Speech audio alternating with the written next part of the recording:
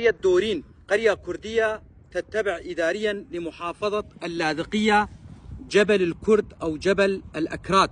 عدد سكانها حوالي 5000 نسمة، كلهم كرد، لكنهم فقدوا لغتهم الكردية منذ نهاية العهد العثماني، حيث كانت جمعية الاتحاد والترقي تحارب اللغة الكردية، لتأتي بعدها الحكومات السورية المتعاقبة الشوفينية وتكمل مشروع جمعية الاتحاد والترقي، فتختفي اللغة الكردية بين أهلنا في الجبل. من عشائر الجبل موشان، عوجان، كيخية، شيخان، وفيهم رشوان أيضا.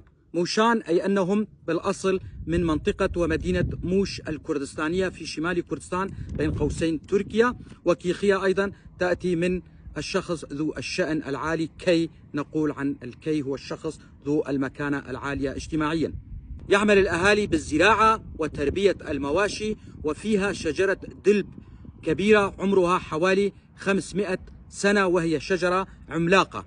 وصلتني هذه المعلومات من أحد أبناء جبل الكرد أو الأكراد، وأنا ألقيها بصوتي. أنا علي عبد الله كولو، محام من منطقة درباسية. أتمنى كما يتمنى كل الكرد الناطقين بالكردية أن يتعلم أهلنا في الجبل لغتهم الكردية، وأن يعلموها لأولادهم، وأن يسموا أولادهم بأسام كردية، فلغتنا الكردية هدية من الله كبقية اللغات، وعلينا أن نتعلمها.